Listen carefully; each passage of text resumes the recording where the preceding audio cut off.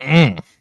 Man, I forgot what a banger that intro song was. Holy crap. Pat on the back for me for my editing purposes. Let's go. Um, what's going on, guys? Long time no talk, huh? Um, yeah, it's been a hot minute. We were going through, I think the last time I did this was right after round 1 of the NFL draft, so back at the end of April. And then, just I kind of took June off of doing some things. We went on vacation down to the beach um, after my son's birthday. So he turned 1, then we went to the beach and it was fun. Then the summer just kind of kept going crazier and crazier. Then I was making content for 4 for 4. And that's the whole reason why I was out for the past 2 weeks was I had this on the schedule for week 1 and week 2. But then I had to fill in over at 4 for 4 on streams that were exactly at 12 o'clock Eastern time on Friday the past 2 weeks. And then I was recording other videos on Thursday, so I couldn't move them to Thursday. So I was like, yeah, you know what?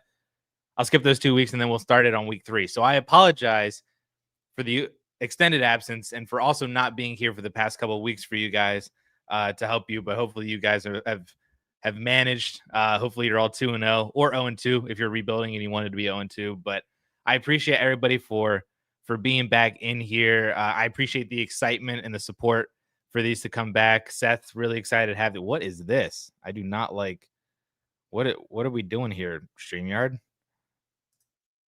bubble. There we go. Seth is excited to be back. The best time of the week. I agree. I'm super excited to be back. Jamie, what's going on, man? Aaron says, let's go. Nick, so glad that these are back. Christian, we're so back. Fantasy season is officially back. Spartan, good morning from Alaska. Good morning, man. What time is it in Alaska right now? Because are you guys, you're like 1 hour back of Pacific time. You're Alaskan time. 8 o'clock in the morning over there in Alaska. Very good morning to you. D, what's up, man? What's going on? Pleasure to be back, everybody. Yeah, 8:03 in Alaska time. So you're 1 hour back of like Pacific time. I'm doing all these as we got people that all over the company and stuff that we work with. They're in Pacific time. Some are in Colorado. Some are in Minnesota. It's just all over the place. I'm doing math constantly on what time is what. I'm Eastern time, so that's why it's noon Eastern time for me. All right, so let's go down the questions. Seth got in here first. 12 team, half point PPR best ball. That's the roster that we have going on here. Suggestions on how to improve my team. Oh, we're just kicking it right off with the how would you make this team better? Does this font look different? Maybe it's just been a hot minute. Herbert, love that. Jacobs, Kyron, Monty, Chuba, Warren, love that. Lamb, DK, Adams, Hollywood, Keenan, Godwin, love that. Njoku, Ferg. Njoku's not doing so hot and he's losing workload to, Fannin, but Ferguson is looking pretty good. So, I mean, this team is kind of insane. What would I do to make it better?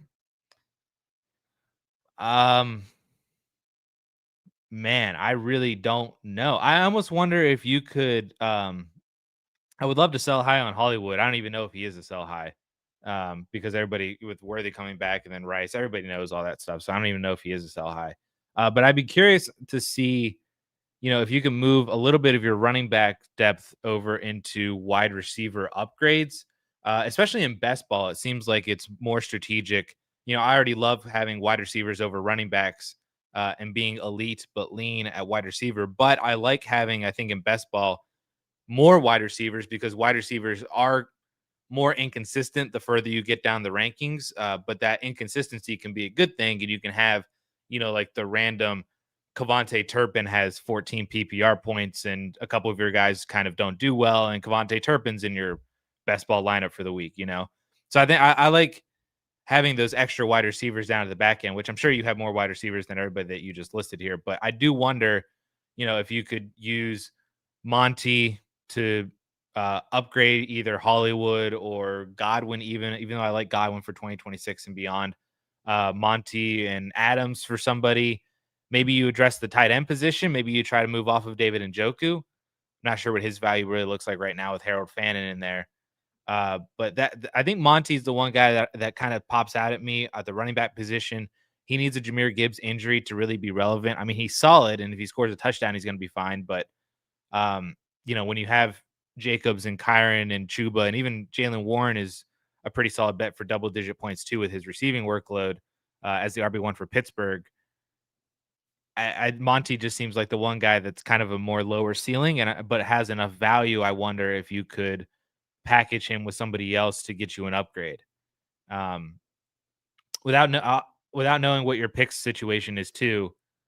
Uh, maybe that there's a way that you could throw in some seconds or something like that, or um, that's the way I'm looking at it. But obviously, your team is phenomenal, so I don't know if there are many moves to go. The only move might be go win a championship this year. that's essentially it. Phenomenal team, man. Well done. Joe with a $20 super chat. Thank you so much for the support, man. He just wanted to say thank you for all the help in setting up the constitution for the new league. Also, use your awesome advice to build a juggernaut in my first dynasty league. Well, I appreciate that so much, man. I hope we get you the dynasty championship in week 1, and also not a problem in helping you set up the constitution for your league. I mean, you already did most of the work, so my job was pretty easy, just basically checking off everything that you had already done. So it's more of a testament to all the work that you did as well. So I feel like I didn't do all that much, but I super appreciate the support and definitely appreciate the $20 super chat, man. Thank you so much. Super chats are not required by any means. They are out there, obviously, since Joe just threw one out there. But as we get more and more back into doing this every week, super chats do get moved to more of the top of the conversation. So if you wanted to show some love, show some support, but then also get your question answered almost immediately, that's where the super chats come in. But I do basically go through every single question. It's just sometimes I talk a lot and we have a lot of people in here asking questions that I will be maybe 20, 30 minutes behind on when you asked it. But hopefully I'm better at that this year than I was previously. Jared, what running backs and tight ends are you looking to buy as a contender in one quarterback? Yeah, so good question. As for the tight ends, I think is a little bit easier. Obviously Tucker Kraft was a big buy and then showed why this past weekend. Now I don't think is actually going to play this week. I just saw a Bleacher Nation alert came up saying that Matt LaFleur said that I don't think it's going to be a long-term injury, so that's a positive, but he will not be out there today. So I'm wondering, without a practice today on Friday, if he's actually going to play this week because he just tweaked it yesterday. And maybe, I don't know if it's serious enough that he's out week 4, week 5. He said it wasn't long-term, so that's good, but that doesn't inhibit him from being out for the next week or two. So I do wonder if maybe there's a buy low opportunity with Tucker Kraft. In terms of dynasty tight end rankings, he's probably a top 5 guy. I think I would rather have him than Sam Laporta. But then, I would still take Bowers, McBride, and Warren ahead of him. So, I mean, he's tight end 4 and keep trade cut I'm looking at right now. And I think I agree with that. Especially with the Kittle injury. That kind of sucks. I would prefer Kittle rest of season over Tucker Kraft when Kittle returns. Which honestly, if Kraft is out for the next couple of weeks and they both return at the same time because of Kittle's IR, that's interesting. But Tucker Kraft is on the list. I think if he has any sort of buy opportunity for being out for the next week or two. Harold Phantom looks really solid, but I think his price is escalated to a point to where I'm not ready to buy in just yet. Seems like a lot of people are already ready to crown him as the next potentially elite tight end. And I see all the signs for it, but I don't know if I'm not quite there yet to buy into Harold Fannin at the inflated prices that I've already seen for him, but I would throw him on this list. Jake Ferguson, I think, is the big one. If you could pay a second round pick for Jake Ferguson, I love that so much. I don't mind buying Brenton Strange. I still don't mind the shots of Mason Taylor as a rookie.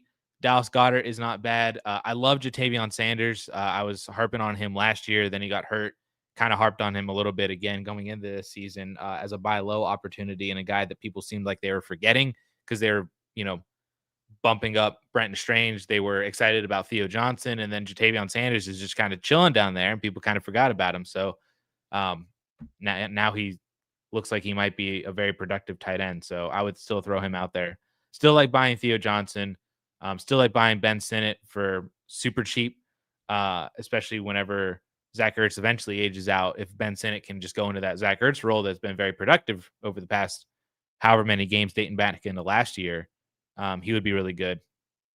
If you can buy low on Colson Loveland, do it. If you can buy low on um, maybe it's a slight buy low on Evan Ingram, you could do that too. Or buy low on Kittle right now. I don't think you actually can. But those are basically all that I really like a lot of the tight ends, so I'm not really against it. It's more just price point, which that leads me into the running backs to where when it comes to buying running backs in Dynasty, I'm not like targeting a specific player. Obviously I have my go-to guys. Like I would always be liking to buy Chuba. I like to buy Tony Pollard. I like to buy um aging guy. Before that, it was James Conner. I'm a little hesitant on James Conner now with his production, which I think makes Trey Benson kind of a buy. So if you wanted to add him as more of an identifier, I would love to go buy James Cook. I've done a complete 180 on James Cook over the past couple of weeks, and he looked phenomenal. And it's just more of a continuation of what we saw last year. And so I'm starting to buy into James Cook as a top 10 dynasty running back. So I'm pretty on board with buying him as an individual player. But outside of that, I mean, it's not to say that I don't want to buy anybody else. I would love to buy, you know, Jacobs and Chase Brown and Derrick Henry and Christian McCaffrey and even Alvin Kamara. I would love to go out and buy a cheap shot on maybe like a Zach Charbonnet if anybody was a little bit worried about what happened last Sunday.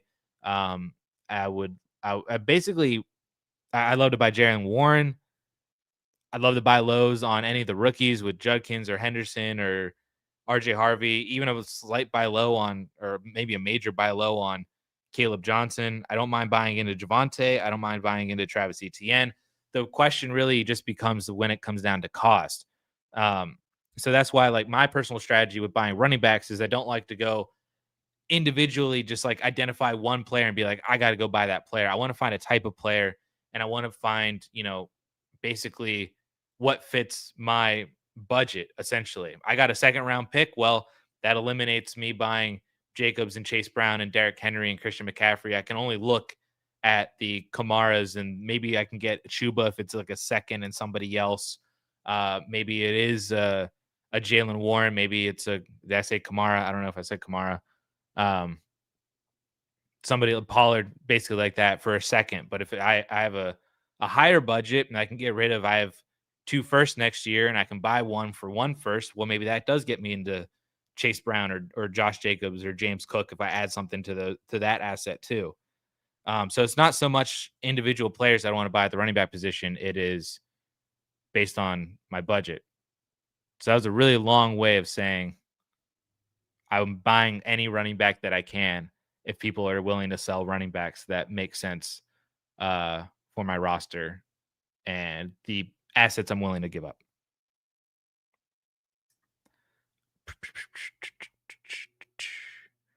I haven't scrolled through comments in quite a while. Jamie, this girl wants to make a trade in a single quarterback league.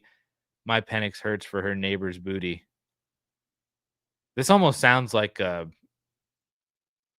hard, like a wild play on words. Penix hurts booty. um, I would take the neighbor side pretty easily on this one. I play in a league where I can flex a kicker. Do you do dicker or booty? Dude, I'm telling you, man, this is it. I love it, Jamie. I would play booty, by the way, if this was an actual conversation. Nick, in a 12-team Superflex Titan Premium PPR league, I'm in the middle of the pack team. Quarterbacks are Daniels, Dart, Fields. Was offered Burrow for Fields, McLaurin, and Chig. Easy. Take the Joe Burrow side. Done. I mean, it's just this is a massive dynasty move. I mean, I don't even have faith in Fields lasting the remainder of the year as a starter for the Jets, let alone going into next year on the last year of his deal. McLaurin's going to be he's already what 30 years old, 31, going to be turning 31. Chig is whatever. Take the Joe Burrow side so easily, man. And then just figure it out. You can start Daniels, and then it's a super flex league, so you can start somebody else in your super flex spot until Jackson Dart becomes a starter, or just go buy a cheap quarterback. But I mean, going into next year, you're going to be looking pretty with Jaden Daniels and Joe Burrow that you bought Joe Burrow for nothing. So take Joe Burrow easily. Oh boy. I'm gonna try to pronounce this. Uh, is it Srinivas Adipali? Am I pronouncing that correctly? I feel confident in the last name. I don't know about the first name. But the $10 super chat. Thanks for everything, Addison. You've been helping me win leagues over 3 years. Love your work on rookies as well. Just a big thank you for all your replies in the comment section. Thank you so much, man. I truly appreciate all the support and stuff. And I do apologize that I haven't been doing these, and I do want to get back into doing these pretty regularly. But I am active in the comment section, as you said, and um, so I appreciate all the support, man, and thank you so much for the $10 super chat. And I nailed the name. Look at that. Thank you so much for the $10 super chat and the support, man. I don't I honestly I can't emphasize enough how much I appreciate everybody and everything. So thank you. Uh, if you had a question, um, I don't know. Do you have a nick like if you have a question, Srinivas, you can ask a question. I'll check down at the bottom if you wanted to ask a question to tag in with this $10 super chat as well. Do you have a nickname? Does anybody call you like Srin or Voss or Srinivas? That's an awesome name. I love it so much. But seldom sleeping, one quarterback PPR is Jalen Warren for a 26th, late second, and a fourth fair. I would take the Jalen Warren side on this one. I do think that that's pretty fair. As I just mentioned, I think Jalen Warren is a pretty solid buy right now. I think he's going to be the starter for the Steelers personally way longer than I initially thought because of I liked Caleb Johnson in that Najee Harris role. But I think even the most hardened Jalen Warren truthers would be a little surprised at how much longer of a leash he has because Caleb Johnson is not doing anything and continues to hurt himself. But then Jalen Warren also looks really good too. It's not like, Jalen Warren just looks bad and then Caleb Johnson looks even worse. So Jalen Warren keeps getting the role. It's like Jalen Warren looks pretty solid. And if Aaron Rodgers is going to trust him, especially on checkdowns and stuff, Emeka Ibuka is questionable for Sunday's game. So he should play. That's good. But yeah, as long as Aaron Rodgers continues to check it down and trust Jalen Warren, and he's a good pass blocker as well. I think for the remainder of the year, if you're a contender and it's your late second and you got to throw a fourth in, then fine. Especially in a one quarterback league where that second feels a little bit more devalued because of not valuing the quarterbacks as such, especially in a 26 class where the vast majority of the first round for superflex leagues is going to be quarterbacks. So that's going to, drop the value in one quarterback leagues if all those quarterbacks aren't being taken that early. Yeah, I would take Jalen Warren in this one for sure.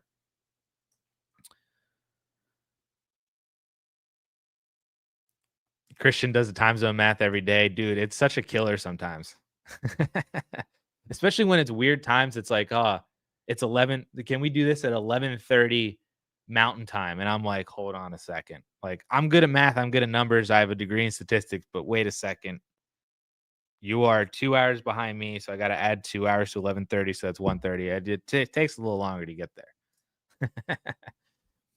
Nick's a contender that had excess quarterbacks to start the year. Daniels, Burrow, Love, May, and Darnold. Yeah, that's awesome. It's an awesome situation to be in, though, until you actually have to start lineups. But if you can move off some of these guys, like how you traded Love, Judkins, and Rice for Jefferson and Brees Hall before week 1, was that the right move?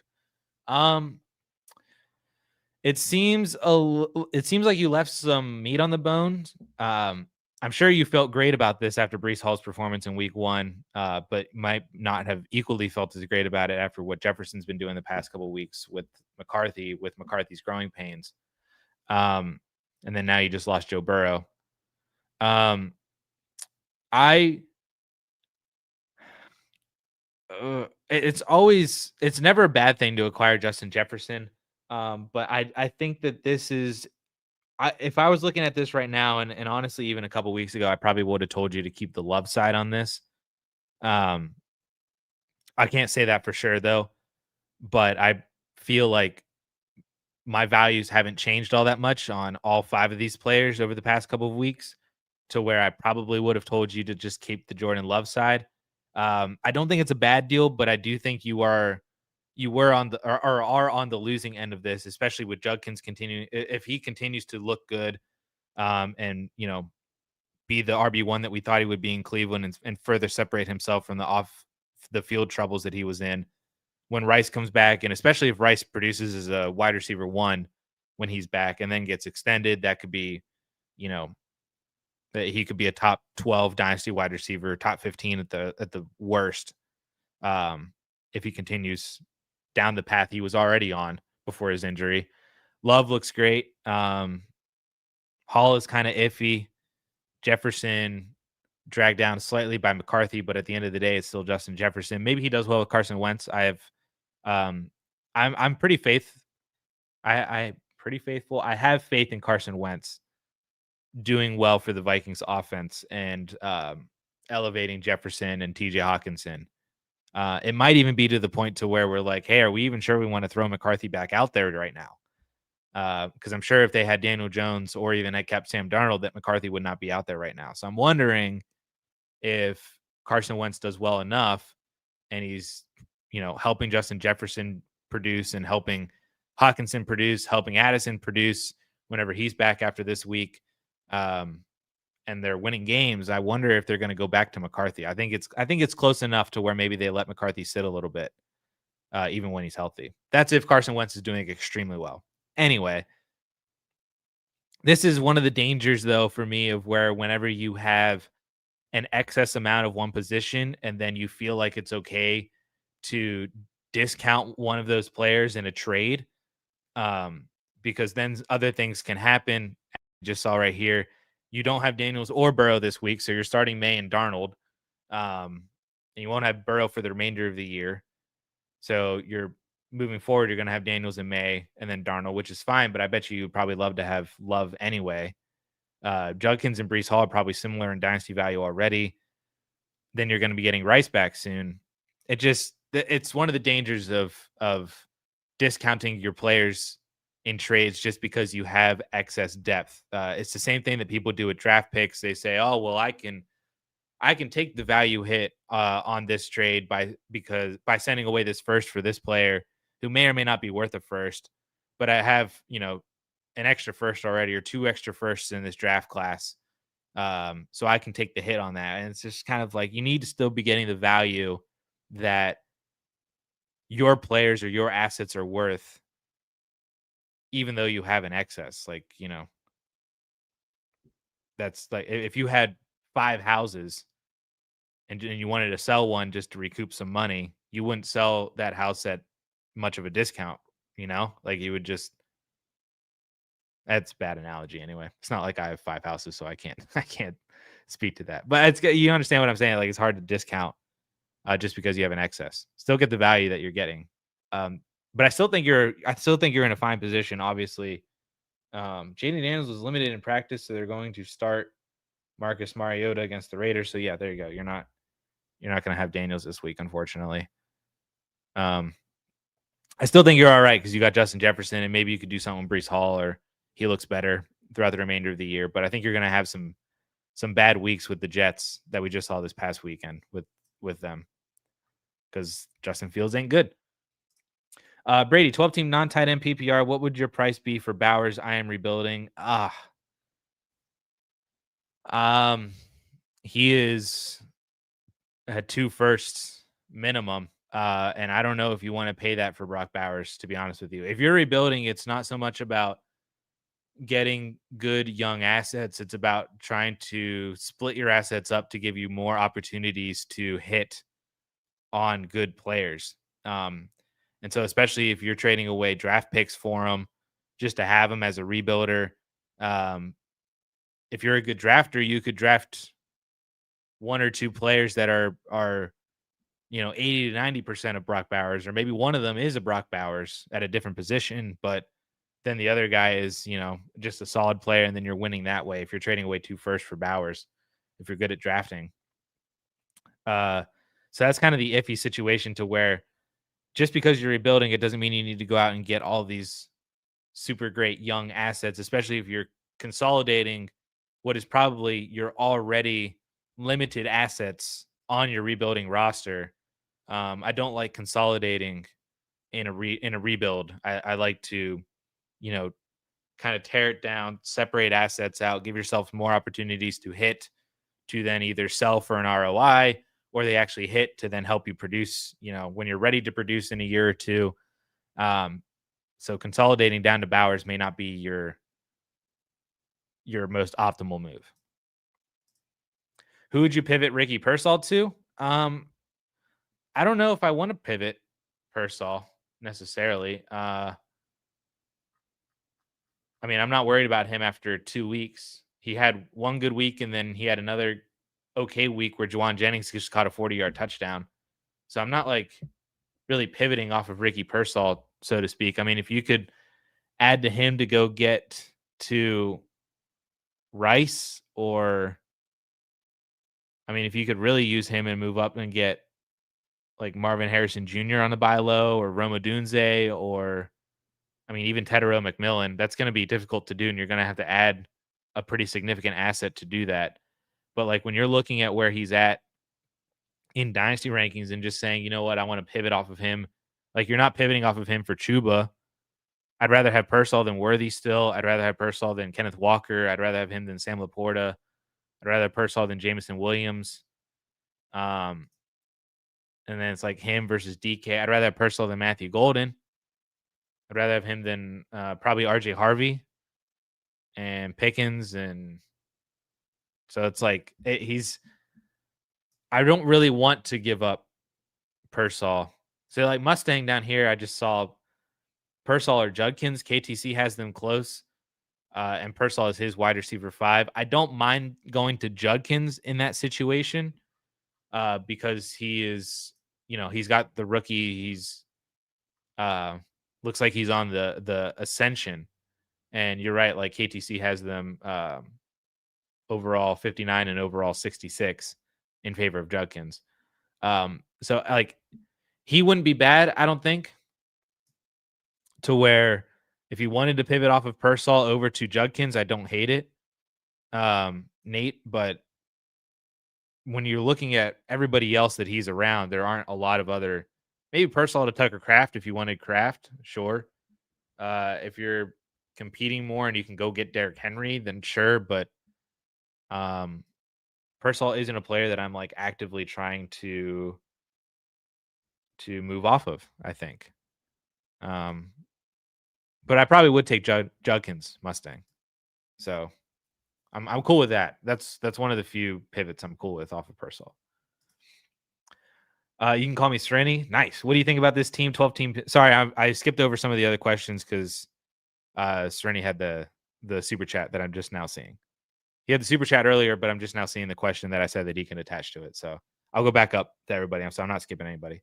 What do you think about this team? 12 team PPR dynasty: Dak, CJ, McCarthy, Genty, Brown, Mason, Neighbors, BTJ, Rome, Dobbs, Hawk, Godwin, Higgins, and Trey Harris. You're 0-2, by the way. I mean, it's funny because your team on paper looks really good. And had I said, had you shown me this team at the beginning of September, I would have been like, yeah, you're definitely a contender. And then now you just find yourself at 0-2. Fantasy football is weird and works that way. But I still really like this team. Like, obviously, when you've got, Genty, who's underperforming, but is still, the rookie RB1.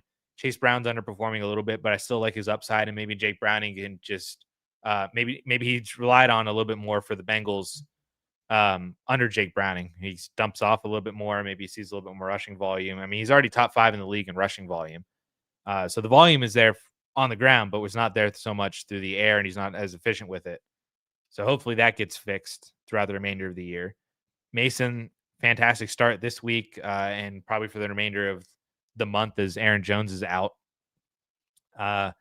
Neighbors, BTJ, Rome, fantastic. You got Godwin as your wide receiver 4. It'll be interesting to see what happens end of season, but then also for 2026 and beyond, that's great. Higgins and Trey Harris, you're just waiting on them to do something. Hawk is down a little bit, but as I mentioned, maybe he does well with Wentz in there. I like this team a lot. And just the fact that you're 0-2 just kind of sucks just because of the particular combination of players that you've had and maybe the players that you've played against as well. But it wouldn't shock me if you came back to me at the beginning of November and you're like, "Hey, I'm 5-3 now." That wouldn't shock me at all if you had some good matchups, some good weeks, and some of these players kind of came alive. It's only 2 weeks into the season, guys, so definitely don't freak out for sure or drastically change the perception of your team just based on the performances that you've had so far. So Serenity, I really like this team a lot. There's not a lot that I would really look to change. You're just waiting on some of these players to just kind of do something. but that's not a bad thing for them if they're not doing anything right now because your team is still so young. That waiting on them to do something is not bad. It just might mean that maybe 2025 is not your year. And if by the beginning of November, when I said maybe you're 5-3, if you're 3-5 or 2-6 by that point, then maybe we can discuss, trading away Godwin or Chase Brown or Jordan Mason or any of those guys or Hawkinson if he sees a little bit more value throughout the next few weeks. So I would be ready to make moves to just slim down and then keep going for 2026. But I also think you can ride this out for another few weeks and just see what happens with your guys, and see where you're at. Where did I leave off up here? Christian says, appreciate you doing the lessons learned videos again this year. Yeah. I knew you guys loved that one, so I definitely was going to bring that back. And I liked the formatting of just taking basically screenshots of the ESPN's box scores rather than making the whole graphic thing. That graphic took way too long last year and was such a time killer. So I just, same information, just way easier for me to produce and make outside of talking for an hour and a half. But yeah, I'm glad that you guys like that video, and that's a big reason why I brought it back and will continue to do it. Brian, 12-team PPR bench 2, JSN, Metcalf, London, BTJ, Ibuka. Holy crap, you got to bench 2 of these guys? So I have John Paulson's rankings up here. So I can cross-check what he's saying. John Paulson, by the way, if you don't know, is one of the most accurate rankers in the entire industry and has done so over the past decade or more. He might be doing this for the past 15 years or so. Multi-award winner for accuracy from Fantasy Pros and is the primary analyst and ranker on our sister site 4for4, who's the other channel that I help contribute with. And I do shows with John Paulson every single week. So that's why I trust his rankings a lot. And why I have them pulled up to cross-check me, because he's really good with this stuff, because he actually goes in and does all the projections and has all the math and stuff behind it. So my personal feeling, if you're telling me I have to start 3 of these guys and bench 2 of them, JSN is an auto start. And I think if Ibuka's playing, which it sounds like he's going to be questionable, so he's going to play. I think you have to continue playing Ibuka. So I think those 2 are in. BTJ, I think, is a bench at this point. I think you just have to until something different happens. So we're playing JSN and Ibuka. We're sitting BTJ. So now the conversation shifts to Metcalf versus London. I would love to say it's just an easy London, but he's been kind of iffy the past couple of weeks to start the year. The Falcons don't want to pass the ball, and they're more than comfortable just giving the ball to Bijan and Algier 30 times a game. And I think that they're going to do that this week against Carolina pretty easily. Bijan had 2 massive weeks against Carolina last year. So continue to start Bijan. Not that was a question. Throw him in your DraftKings lineup. Bet on him. He's in for a massive week. And I'm wondering if that means that we're kind of in for another mediocre London week. Whereas Metcalf, wide receiver 1 for Aaron Rodgers, they get the Patriots defense, who was a little bit susceptible to Tyreek and Waddle last week, and was susceptible to Jacoby Myers in week 1. I don't know if Christian Gonzalez is playing. I'm waiting for practice reports on that. I don't know if we have any indications on what's going on. But if Christian Gonzalez is out, that makes it even more. He did return to practice today. Well, he returned to practice yesterday, but then he's also practicing today. So if Christian Gonzalez is playing, that makes DK a little tougher. I might just play London then. That's probably fine. Let's see what Paulson says. Paulson has Jackson Smith and Jigba as the wide receiver 7. So of course he's got Metcalf at wide receiver 21. Ibuka's right above it at wide receiver 20. He's got BTJ at wide receiver 15 against Houston. I don't hate it. Maybe BTJ gets Stingley though. I'm not sure. London is at wide receiver 11. So Paulson would tell you JSN, London, BTJ.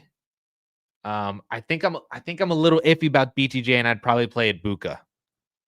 So me personally, I would sit Ibuka or sit BTJ and Metcalf, and I would play JSN, London, and Ibuka. Paulson would say play PTJ over Ibuka, but they're separated by half a PPR point. So that's more of a toss-up too, I think. So depending on which one you want to go with there, they're very Ibuka and BTJ are very close. I'm a little bit more hesitant on BTJ, especially if he's getting Stingleyed. So maybe I'd play Ibuka to go with Jason and London. Redbeard, receive Henderson, send Quentin Johnston. Yeah, I would. I don't even need to see anymore. I'll just take Trayvon Henderson. I think there's a lot more upside. Oh, well, you have a lot of running backs already.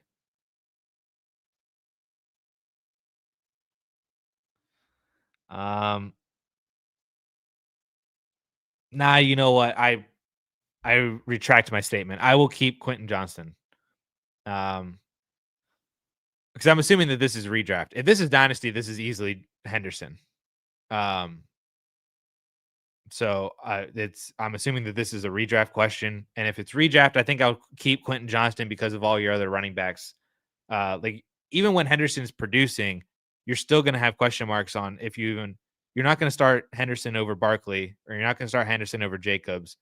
Kamara's doing really well. Pollard's, a fine start when needed, especially if he can score touchdowns, because he's been very productive in getting a lion's share of the volume.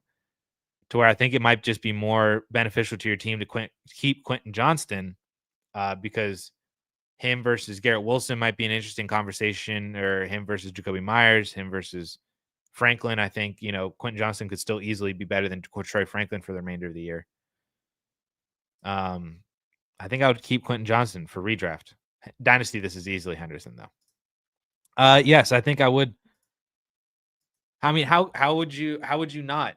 I scrolled down because I saw Dylan mention this in response to the other questions. So I'm going back up. But I mean, at this point through 2 weeks, after what you've seen from BTJ and what you've seen from Ibuka, how do you not just say I'll just go with Ibuka, who's catching touchdowns every week, and then BTJ looks horrible, Trevor Lawrence looks horrible, and it might just be growing pains for this new Liam Cohen offense. And as I mentioned, like Brian Thomas Jr. gets a matchup against Derek Stingley this week. So I don't, it's not like I'm doing that for the remainder of the year, but I think just for this week specifically, I would play Ibuka over BTJ.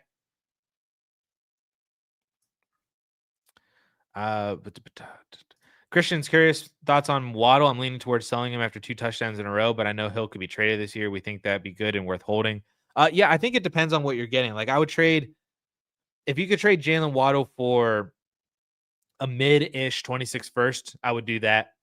I don't know. I don't know how I feel about a late first, just because there's still a lot up in the air about next year's class. Even though I think it's going to be better than people really believe it is, because we have a phenomenal group of, especially if this is super flex, phenomenal group of quarterbacks. We have about 4, maybe 5 really good running backs. And then we got another couple really good wide receivers. So you'd be probably getting a very good asset by selling Waddle for a first right now, even if it's late. But I would like that first to be a little bit more like sell Waddle to a guy who's middle of the pack and then bet against him and then just hope either he either doesn't make the playoffs and then you have a top 6 pick, or he loses in the first round of the playoffs and then you have a top 8 pick. I'm willing to make that bet and sell Waddle there. Or if you could use him, Waddle is always in that range and always has been for the past couple of years of wide receivers that I would love to use as stepping stones to get out of this wide receiver 2-ish range.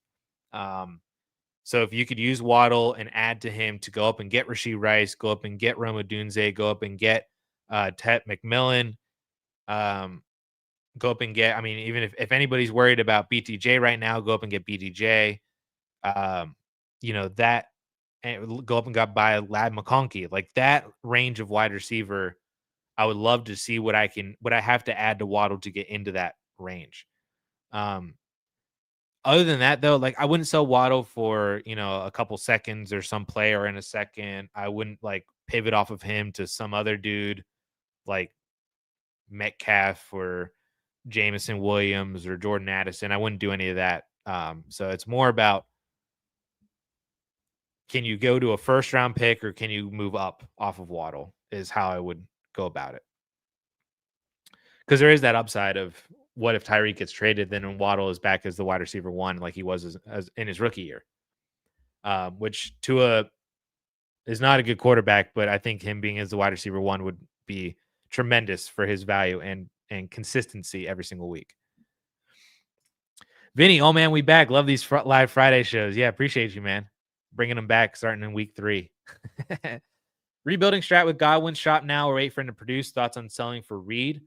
No, I think if you're rebuilding and you have Chris Godwin, you are waiting for him to come back, because I don't think any value in a trade that you're getting right now. I'd rather have Godwin than Jaden Reed. So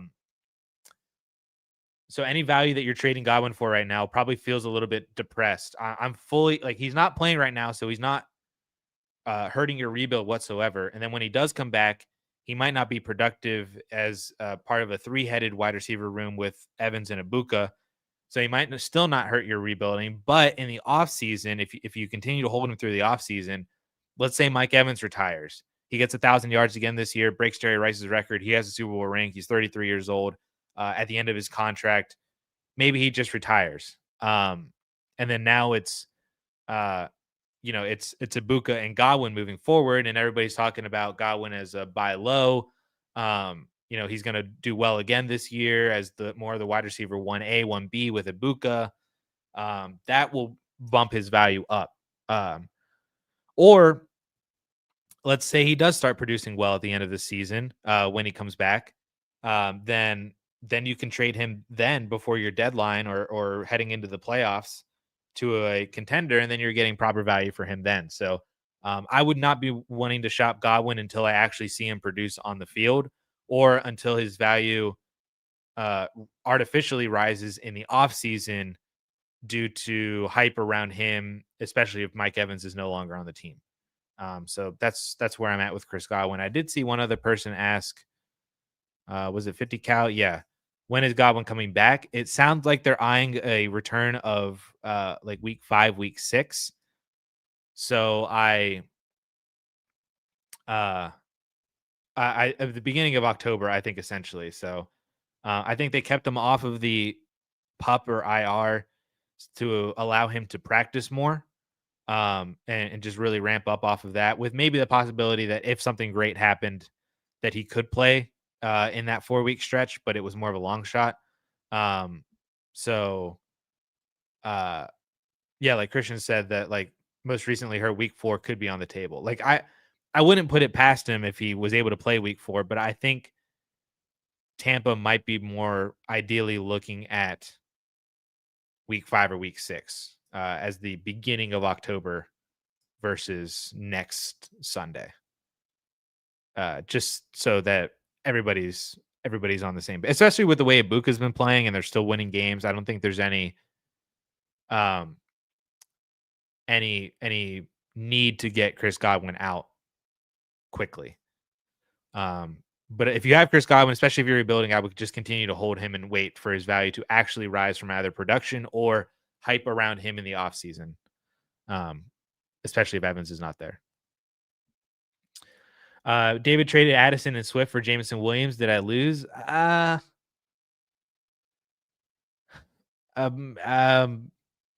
Maybe it's close. It depends on what Addison is coming back. Obviously, that also depends on what Carson Wentz is or what McCarthy is coming back to.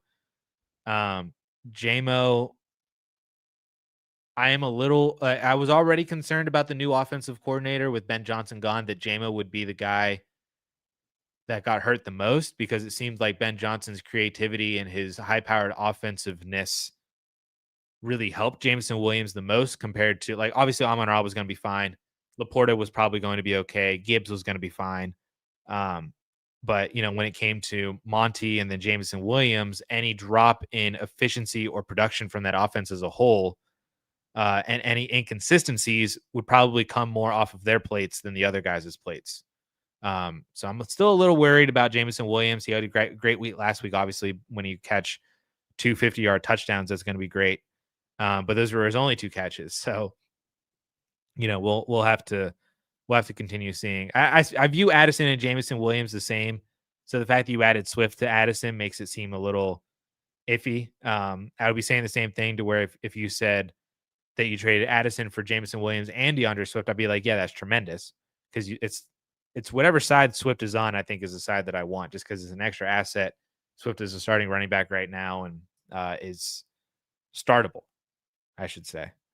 So I lean towards Addison and Swift just because it has the extra asset on top, because I don't view much of a difference between Addison and JMO. But it's not a bad trade. I have Bowers, Kittle, and Kraft in a tight end premium best ball league. At least you got Bowers. Bowers is, he is injured right now, but he's playing at least. But man, what a tremendous 3-headed monster that you've got going on there. When all of these guys are back and healthy from like week 7 on, man, this is going to be a banging tight end room. Lucas says, hey, community, got offered Ayuk for Krosky Merrick in a full PPR 1 quarterback dynasty. Both would be clear bench options on my roster. Thoughts? I don't know if anybody answered this one for you. Personally, I would probably just keep with JCM. I'm on the train that I think JCM is more of a sell right now because of Austin Eckler's injury, and that we're hyped that JCM is going to be the RB1 for Washington. I just don't know if that translates to a whole lot as anything more than like a solid top 20 option, but like not really a top 15, and then not a fantasy RB1.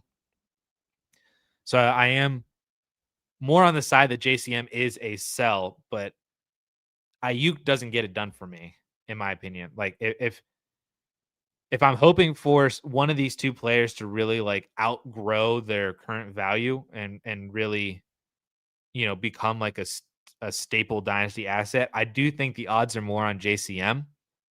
Because maybe I am wrong, and then you're getting a top 12 running back for fantasy. And then as a rookie for dynasty, that's going to elevate his value a lot, to where if Ayuk comes back, and even if Ayuk is good, I still don't know if we put him up above like Metcalf or anybody like that as like a top 20 dynasty wide receiver if Ayuk comes back and is good, unless he completely like lights the world on fire. But I don't know if that's happening when Pearsall and Juwan Jennings are still there, and when Kittle comes back too, and with a healthy Christian McCaffrey. So I think I'd rather keep Krosky Merritt in this one and either try to sell for a better asset or just let him chill on your bench and see what happens. So as a contender who lost Burrow but has Dak and Darnold, what would you trade to get Browning for depth and options in a super flex league? So I have one league with Joe Burrow in Dynasty, and I'm a contender in that one. So I've been trying to figure out what I'm doing there. I did offer the Jake Browning. Jake Browning was already rostered by somebody else who I have now discovered through actually talking with him through trade negotiations, that he is a Bengals fan. So um, and he said that Browning was his priority, like his number one backup quarterback in all of his other dynasty leagues. He's just like, I basically have Browning everywhere because of Burrow's high likelihood of getting injured, even though it doesn't he's not like injury prone, but he does have a high likelihood of getting injured, it seems. Um, so he's like, that's why I have Browning in every single league, he said. So I was like, yeah, understandable. And I should have done more due diligence to handcuff Burrow with Browning, and try to get him before Burrow actually got hurt. So I offered him a third. He said no. And then he said he'll give me Browning in a second for a first. And I said no. I said, what about 2/3? And he said no. That was closer to where we're at. And I was debating sending him a second for Browning, but I don't think I really want to. I think if I was going to send a second, I would like to have somebody who has a little bit more staying power. Um, like even though Browning's gonna be the starter for the remainder of the year, you're hoping that he's even good, like he was in 2023, which I do think he can be. But if I'm spending a second, or if I can use that second uh, in a bigger trade to go get another quarterback that I know is going to also probably have a good chance of being a starter next year, like Browning's not going to be a starter when Burrow comes back, and I don't think Browning's going to play his way into being a bridge starter for some other team. So I would like to, if I could use that second and go get Geno, or if I can use that second and go, you already have Darnold, but Darnold would have been on the list for me, or to go get Jackson Dart, or to go buy low on Cam Ward right now, or even a guy like Trevor Lawrence or somebody like that. Like I would rather do that than just go buy Jake Browning. Um, so that's where I'm at. If you can buy Browning for a couple thirds, or some super depth piece in a third, or something like that, that's where I'm at. But I think once you start getting into more second round value, I think that's where I would pause the discussions to buy Jake Browning and then try to just go buy a different actual starting quarterback. A lot of Bleacher Nation news. Dallas Goedert is practicing. That's good. Oh, Joe Burrow's surgery went well. That's good to know. I'm on a college student budget, eating ramen on the daily. Older teams still kind of competitive, but don't really have a lot of assets to move or improve. Any super buy lows at wide receiver or running back? um, I've as somebody who's on the precipice of staring down 30 years old, those college ramen noodle days were not that far behind me, and I remember them fondly. For me and my wife, she was obviously my girlfriend at the time. It was Kraft mac and cheese boxes. And if we really got fancy, we would get a bag of steamed broccoli and add the broccoli into the mac and cheese. That's if we were feeling like really treating ourselves that night. um, Older or super buy lows at wide receiver or running back. You're probably also looking at more older players. Like Keenan Allen is the first name that comes to my mind. He's probably on a contender already. So that's another issue, is that a lot of the names that I'm going to throw at you are probably already on contenders. But Keenan Allen is like the poster child for this right now. I would probably be looking at low key, like Wando Robinson is probably a solid buy low. Maybe you could go after Troy Franklin, and if you hit on Troy Franklin being more of the wide receiver 2 for Denver, that seems like a very solid buy-in from a dynasty standpoint, with where his value is right now, but then also his age and possible future production if he is the wide receiver 2 for Bo Nix. I don't mind that, taking the shot on that. Maybe it's if you can buy low on Kyle Williams still a little bit, maybe it's Stephon Diggs, who hasn't been all that productive, but maybe you could still get something out of him. Maybe it's Cooper Kupp, who, it's the Steelers defense, and apparently they suck now. And as a Steelers fan, it's annoying. But Cooper Kupp rocked us. So if he's still got some juice in the tank, he might not be a bad play. Maybe you go after some handcuffs. Like if you can go after a DJ Giddens, um, even still like a Brian Robinson, Rashad White, any of those kind of names to where you just need an injury and then you're in. That's where I would be looking at um, for all these kind of cheap names. Trying to see if there's anybody else just on this list of KTC. I would throw Tyron Tracy in there too. Some people might be really happy to get rid of him because it seems like he's losing his job to Scadaboo. Uh, so Tracy, I think, is going to drop in value down to more handcuff territory, but that doesn't mean he's still not a good player to have on your roster. Because if anything were to happen to Scadaboo, we've seen Tyron Tracy in that RB1 role for New York. And if that offense improves with Jackson Dart in there and Tracy's in there, like you got to buy into certain storylines for some of this stuff. And things do need to kind of line up exactly, but it's the NFL and things are crazy and those storylines can kind of happen and line up easier than what you necessarily think it will be in season. So hopefully those are some good names for you, Vinny. And yes, fine dining indeed. The mac and cheese and broccoli. So yeah, so hopefully those are some good names for you that you could try to go buy low on. Cedric Tillman maybe too. Maybe if you wanted like buy a J.K. Dobbins, that could be interesting. Maybe it's Caleb Johnson just to see what happens. Tyler Robinson with a $10 super chat. Thank you so much, Tyler. Got offered, what do we got here? Got offered Rice, Judkins, Ford, Hunter, and a late 26 first for Bijan. Wow. And a 10-team Superflex Dynasty, 0.5 point per rush. That seems heavy. That's not your standard point per carry, right? Isn't point per carry more like 0.2 or 0.25? 0.5 per rush? Man. Also have Achane, ETN, Brees, and Mason. So you got offered that massive package for Bijan Robinson. Man, Bijan's got to be killer in this 0.5 point per carry. Like when he has 20 carries, you're getting 10 extra points. On top of this is in any format of a PPR, so he gets an extra few catches. Holy crap. What a package, though. You already have really good running backs. I think, man, this is close. What a good question. Does anybody else feel strongly about this trade? I think I still lean keeping Bijan Robinson only because I would imagine that he's probably pretty killer in this format for scoring. I like getting Rice, Judkins, Hunter in the first. I didn't even include Ford on here. He's a nothing. Rice, Judkins, Hunter, and a first. I mean, that's essentially 4 first-round picks, is it not? For Bijan?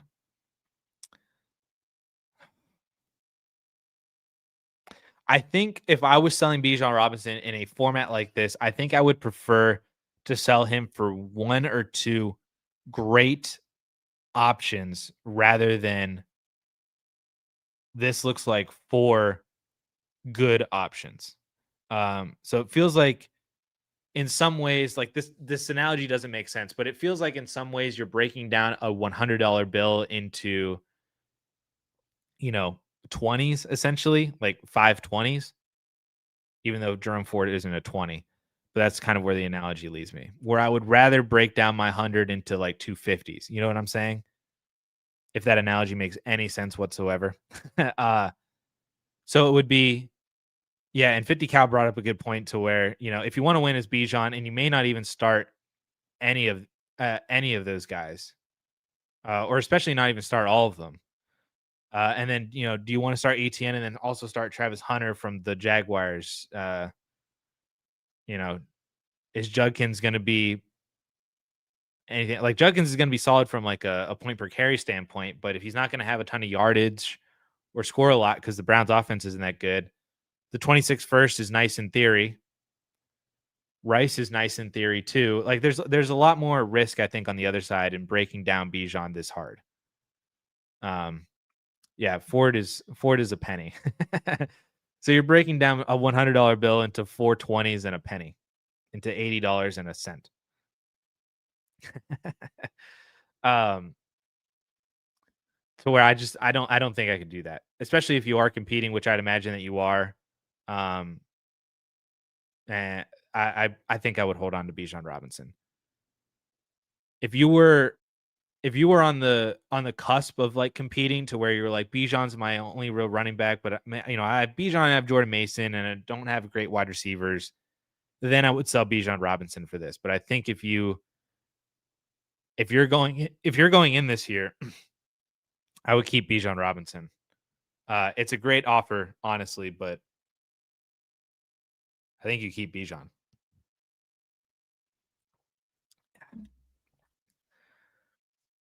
What a deal, though, man. I would. That's hard. That's hard for sure. I think I'm keeping Bijan Robinson. So appreciate the $10 super chat. Um, and hopefully Bijan. I think that Bijan is the right answer. Analogy makes sense. That's what I was thinking. But need a second thought. I consider the device money well spent. So thanks, Addison. Always appreciate your valuable advice. Hey, thank you so much, man. So, um, yeah, I think it's Bijan Robinson. You're never sad to have kept Bijan Robinson. I think similarly though, if you're on the other side of that, I don't think I would trade all those pieces for Bijan in that trade. So it's an interesting trade to where it's like it makes sense for both sides, but I feel like whatever side I already had is not the side that I would want to give up. Unless, like I said, that you were in some weird, like kind of half could compete, half could reload situation to where it would make sense to break it down. But I think I'm keeping Bijan there.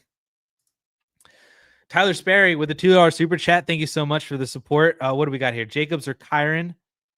And want to start Mason. Jacobs or Kyron I have, and I want to start Mason. So you're asking, should you bench Jacobs or Kyron for Jordan Mason this week? Ooh, what a tricky question. What a tricky question.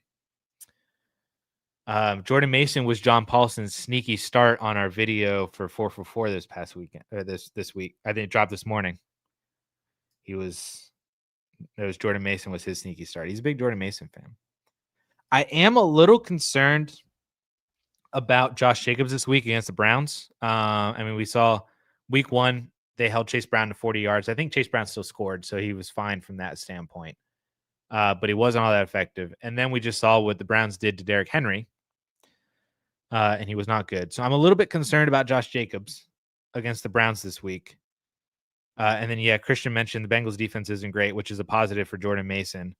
The Rams, I'm blanking on who the Rams play. Let's see, where does Paulson have all these guys? Did I miss Kyron on here? Where's Kyron? Philly. Oh, even worse. Yeah. Yeah. Yeah. So it's essentially pick 2 out of these 3 names, right? So Paulson has Jacobs at 10 and Jordan Mason at 11. And then, Kyron gets the Eagles in Philly. He's got him at RB 23. So if you were asking this question to John Paulson, he would tell you to play Jacobs and Jordan Mason. And I think I'm on board with that. I don't hate that at all. Because Kyron kind of feels similar to Jordan Mason to where he is more of a volume guy who you're going to be relying on more for yardage and touchdowns. Maybe he gets a catch or 2. But Jordan Mason is in the same situation to where, without Aaron Jones, he's probably going to get a large majority of the touches over Cam Akers. So he's also a guy who's lots of volume. You're counting on more for yards and touchdowns, and maybe he catches another couple passes. But without Aaron Jones, maybe he does see more passes. He had 3 targets last week for 3 receptions. That was with Aaron Jones for a little bit. So I think I'm playing Jordan Mason in a more positive matchup against the Bengals. I agree with Paulson here. So Paulson's got Jacobs and Mason, and I think I would go with Jacobs and Mason as well. So yeah. So we got there, Tyler. I'm curious if that's where you were leaning as well, or if you already had Kyron in, but then you wanted some. I would play. Yes, I would play. I would play Jacobs over Kyron, and then I would play. I would play Mason over Kyron too. So my order would go Jacobs, Mason, Kyron, because it's.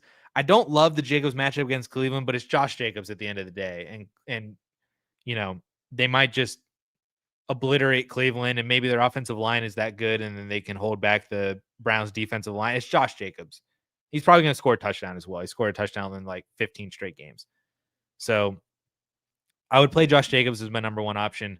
Then Jordan Mason would be my number two option, and then Kyron is third, is how I would order that. So yeah. So thank you for the $2 super chat from there as well. I appreciate that a lot. Thank you for the support. I got to scroll all the way back up now because we had other questions. For anybody else asking questions in here too, I'm going through. I want to say I'm going through all of these. I might fly through some of these questions a little bit more because we are already over an hour. I usually go until like 2:00, so I got another hour. But you guys might have to wait a few minutes for me to get through all these other questions that people had asked earlier.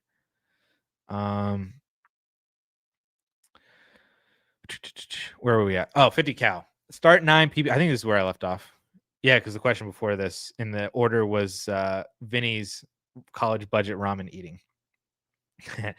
Start 9 PPR. Start Browning or Bo Nix this week. Was starting Lamar and Burrow. Ooh, good question. I lean towards still starting Bo Nix, but it's close. Yeah, Paulson has Bo Nix as well. QB 13. Browning is QB 20. There's not much of a difference in matchups so far. The Chargers are 10th against the quarterback position, but Minnesota's 15th. Browning has that history of being good, but so does Bo Nix.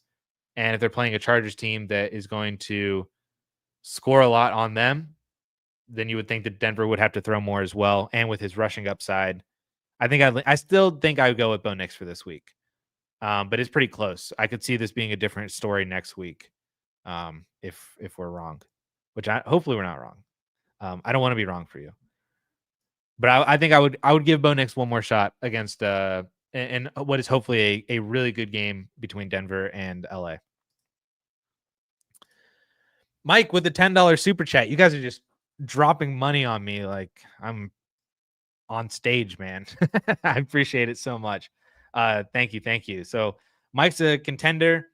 I say one game back or one quarterback.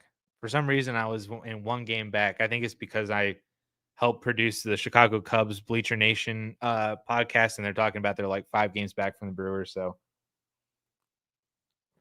playoff implications are in my head. One quarterback. This is what we've got going on with the roster. It looks pretty good. Early 26 first, 3 27 firsts, all hopefully early. Is a 26 early first and a 28 first for Jacobs. I think that's too much to spend. I get it when you're looking at your running back position and you're like, hey, I have Gibbs locking this down, but the ceiling isn't there with David Montgomery. Judkins is hopefully going to be growing into something. Travion is not doing anything right now. He's a bench. And you're like, hey, I need another running back. I get that. But I don't think I could pay 2 firsts for Josh Jacobs. If it was a first and a second, I can get on board with it. So if it was your 26 early first and a 27 or 20 or 26, 27, 28 second, any second, then I think I could get on board with that for Josh Jacobs. But I can't pay 2 firsts for Jacobs. I would rather, as I don't know if you're here at the very, very beginning of this when we were talking about some running back buy targets. I basically said I want to. I'm not targeting any player specifically, but I want to look at all of my options and assets that I have right now, which you've done. You have a lot of firsts, but I don't think I want to spend 2 firsts on a running back. It's just not really how I play Dynasty. So it would be, can I get another running back that's similar to Josh Jacobs for 1 first? Can Can I go buy or can I buy James Cook for a first and a second instead? Would that manager be happy with that instead of 2 firsts for Josh Jacobs?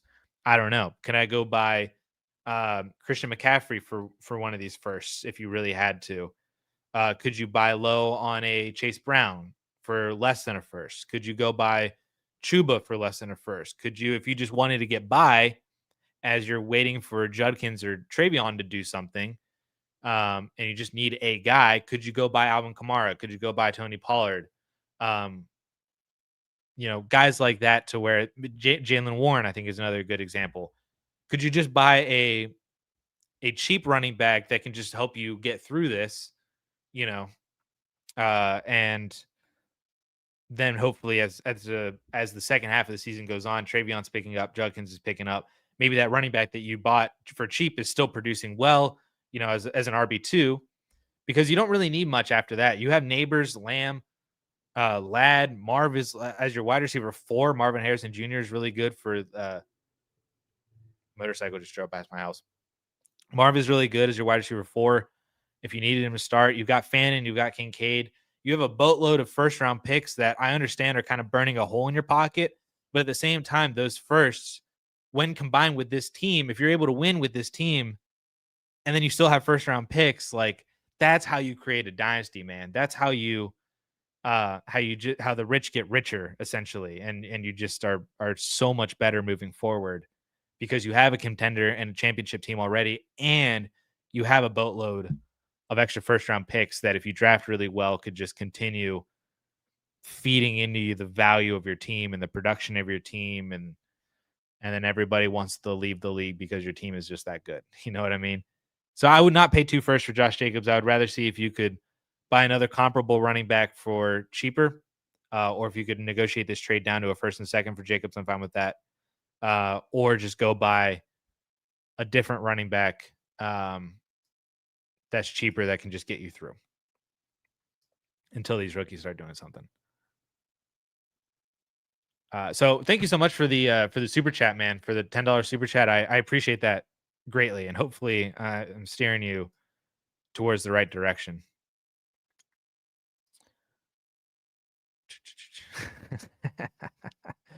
$50 cows says, give us a dance, dude. If my son was up here right now, he would hit you with the dance. You turn on some Miss Rachel, man, he's gone. He's gone. Where did I leave off? This is a hard part. About where did I leave off? Right here. Adam, in a redraft, would you trade Genty, Worthy, and JMO for Neighbors and Hampton? Wow. I think I would, honestly.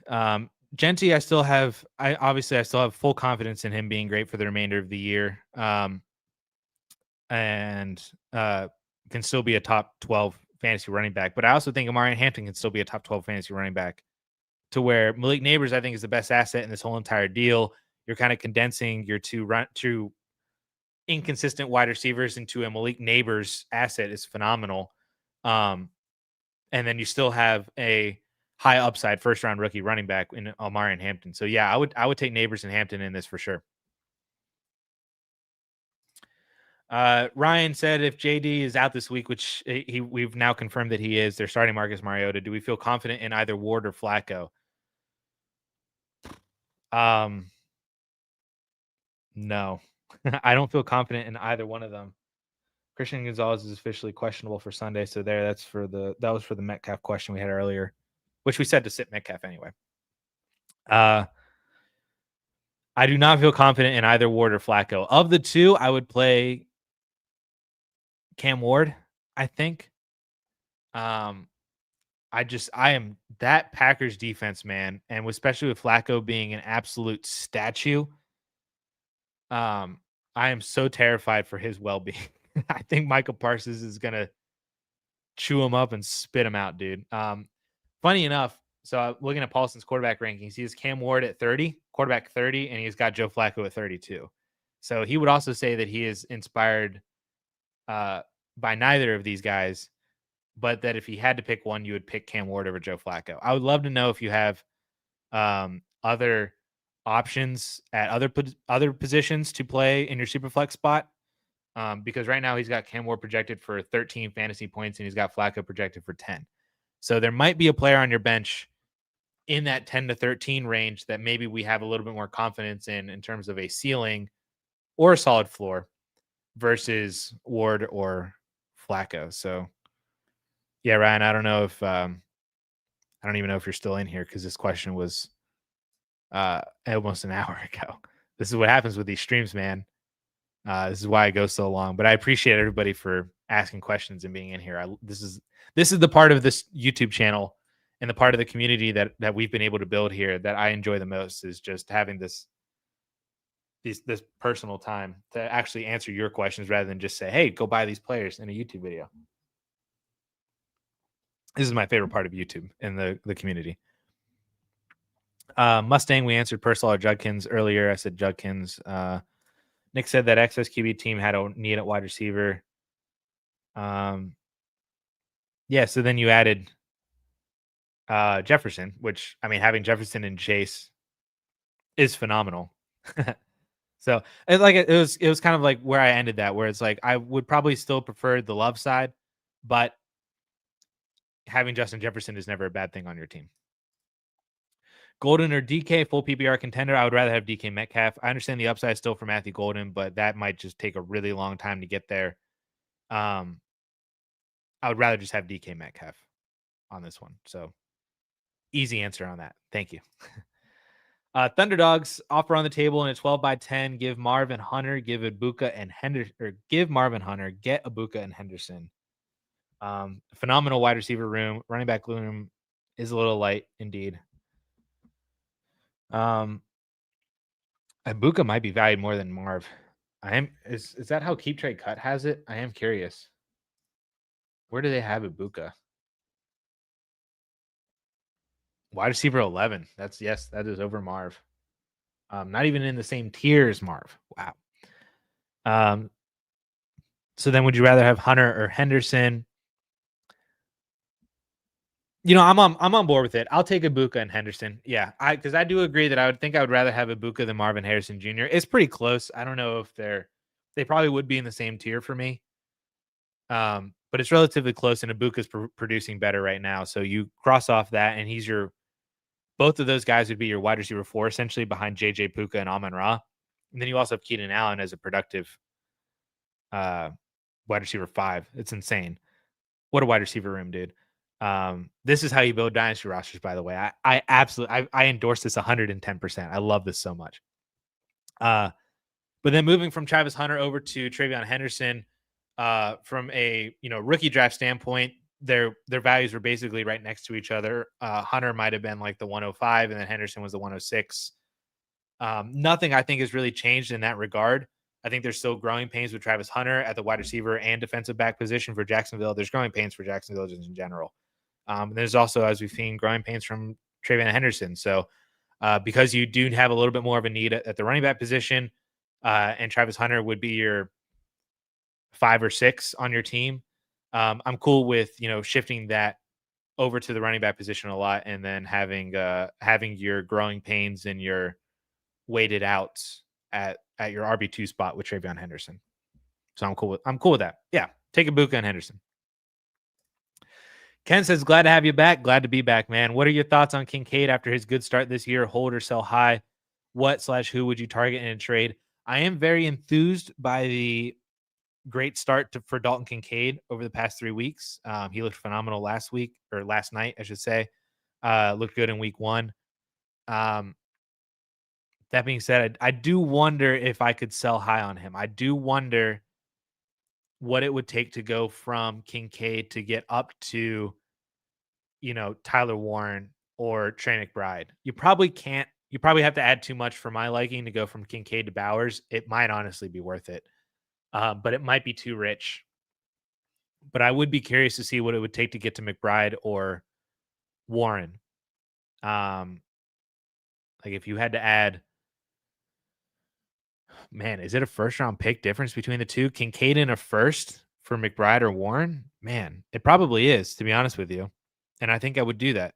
And if it was Kincaid in a first for Bowers, I would do that instantly too. So I think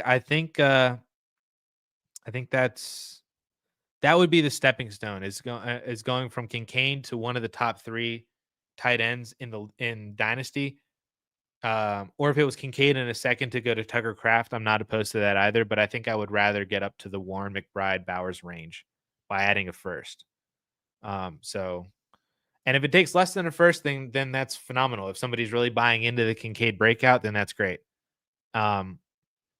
If they're not willing to make those moves, though, I think he's just a solid hold. I think this is what you wanted out of Dalton Kincaid. I have him in one league, and I had to bench him for the past like 2 years essentially. But now I'm actually playing him. He was I messed it up last night. I played Harold Fannin over him, but he's in that league where I have Joe Burrow in a Superflex league. So and I didn't have a QB3, and so I'm playing Drake May, and then in my quarterback spot, and then my Superflex spot, I was playing between Kincaid or Fannin. I went with Fannin, and I didn't realize that until or I forgot that until about halftime because I was like, oh yes, Kincaid scored. That's good for that team. Then I forgot, and I was like, oh crap, I played Fannin. So, but then Kincaid is going to be in my starting lineup more often than not in that league, unless I can buy a quarterback. Because I also have Bowers in that league, so Kincaid is my 2, and then I have Fannin. It's a 2 PPR tight end premium. So I like me some tight ends in rookie drafts, and I've hit. If I'm hitting on Fannin, apparently I'm doing pretty well. But I think Kincaid is a solid hold, unless you can sell him with a first to go up and get into the top 3. My son's not having a good time downstairs. It sounds like. I bet you my wife's making him lunch, and he does not like that. It's not that he doesn't like lunch. It's just he doesn't like being like alone behind the baby gate that we have that separates the kitchen and the living room. So he doesn't like that. He might also be hungry, so that's rough. Childhood, man. Dylan, start 1, full PPR, Olave, Pearsall, Worthy, Hunter. My answer for this is actually Ricky Pearsall. I'm really in on Juwan Jennings as well. But I would go back to the Ricky Pearsall because he had a really good week 1. Solid last week, as I mentioned, that he just, Jennings had the 40-yard touchdown. But against the Arizona Cardinals, who don't have a secondary right now, I would play Ricky Pearsall of this whole entire group. And if you're curious on Paulson, I'm also curious on Paulson. He's got Olave at wide receiver 46, Pearsall at 30. Worthy isn't even on here, actually, because I don't even know if he's playing. And Hunter's at 58. So Paulson would also agree with me to play Pearsall. Paulson would play Pearsall. So would you be starting London or Ladd or T. Higgins in my last flex spots, given all their starts? I would probably play. I think the decision for me is between London and Ladd. I think I want to sit T. Higgins when you have these other options this week, just because I don't know what Jake Browning is necessarily going to be. He was great, 2 years ago, but who knows now? I think I lean towards Ladd. Paulson has London at 11 and McConkey at 14, but they're only separated by 0.7 PPR points. So London, I'm a little bit. I like the idea of Drake London in his offense, but I am a little bit worried that Bijan just absolutely demolishes this game, and that Atlanta doesn't have to throw that much. To where, with Ladd, he's kind of been behind Keenan and Quentin Johnston, but I'm wondering if Pat Surtain is going to be on one of them. Maybe he's even on Ladd. I'm not sure. But maybe if Pat Surtain is on Quentin Johnston on the outside, that opens things up more for Keenan and Ladd. So that's the story that I kind of had in my head of why I would lean towards Ladd McConkey if he is avoiding Pat Surtain, and that means he's going to get open more. And if this is a really good game, back and forth with the Chargers passing rate as high as it is right now, I think I'd lean Ladd McConkey over London, but it's super, super close. I don't fault you at all if you want London, which Paulson has London ranked slightly ahead, as I mentioned, but it's so close. Just got to Tyler's first question. This is why I speak so much, is because then you guys are forced to pay me super chats to then answer your questions because it takes too long. No, I'm just kidding. That's not what I do. But Tyler, I appreciate the $10 super chat. And I'm sorry it took me this long to get to your initial question. Spartan's in the same boat. He's 0-2, 12-team, one quarterback league. With just a team that looks solid on paper, but it's just not producing right now. Yeah, should I try anything or just hold? I would just hold, man. Yeah, it's just so far it's just a 2-week stretch that we've had in fantasy, and because it's the initial first 2 weeks and everybody's the most involved and has their eyes on everything so much because it's football's back and everything's new and we don't see what's going on.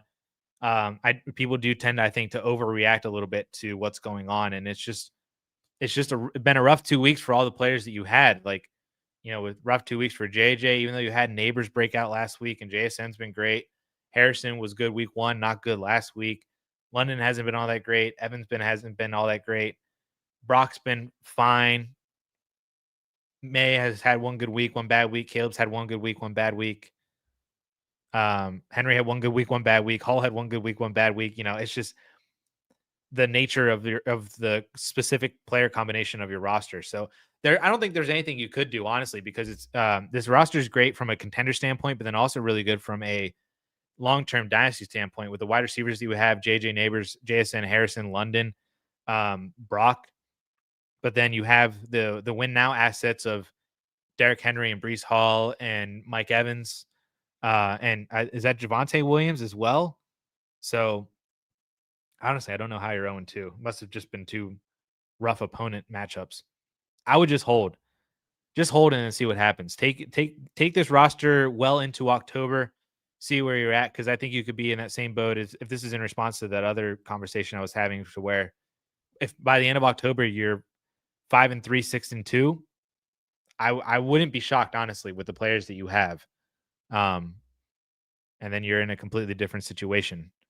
But if you just continue having bad luck and now you're at the end of October and you're 3-5 or 2-6 or something like that, then yeah, maybe you want to trade away Derrick Henry. Maybe you want to trade away Mike Evans.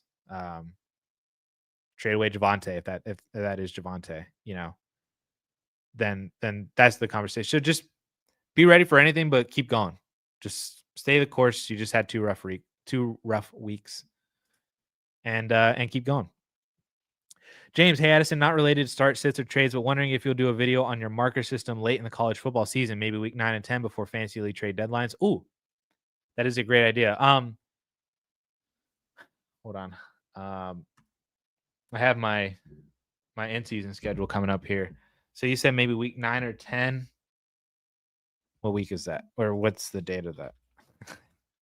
I don't know why I don't have weeks on here on my schedule sheet. Week 5, 6, 7, 8. Okay, so that's at like the beginning of November ish. Before Thanksgiving, especially. So somewhere in here.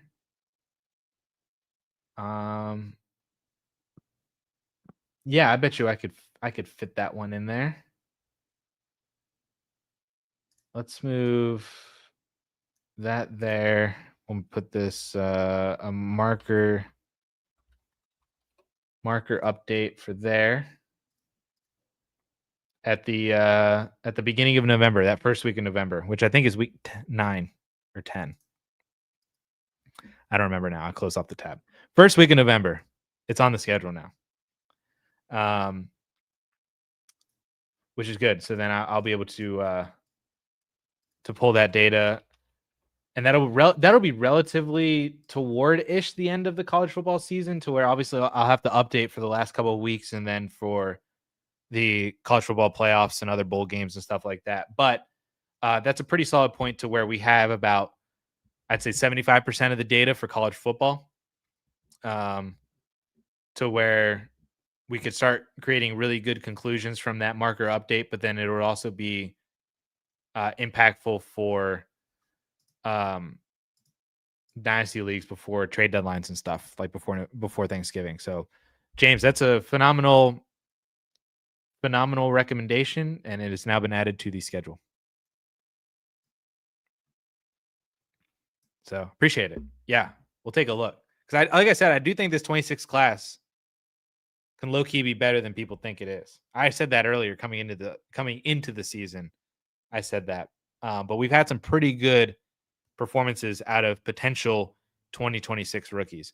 The other thing too is going to be that the only thing that I could see with it being a little weird about making too many assumptions about the 2026 class prior to trade deadlines is if any of these players that are eligible to declare early end up staying.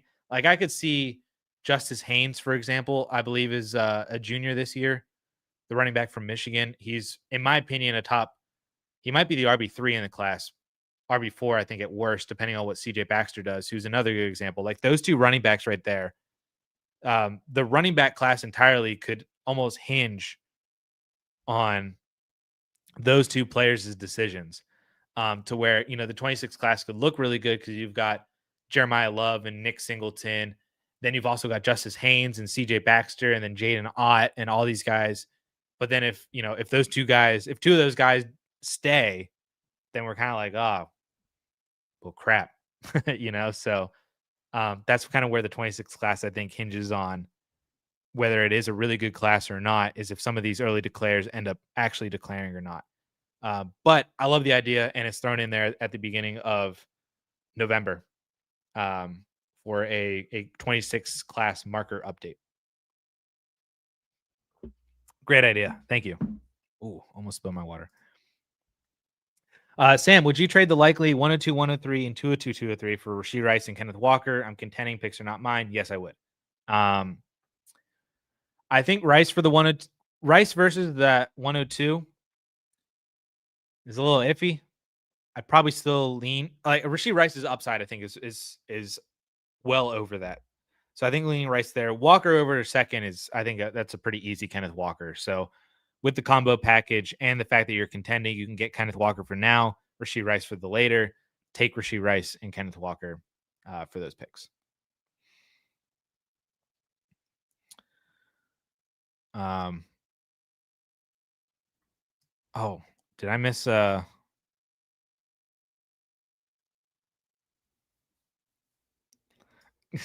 scrolled down and Caleb's in the chat. Freaking Caleb.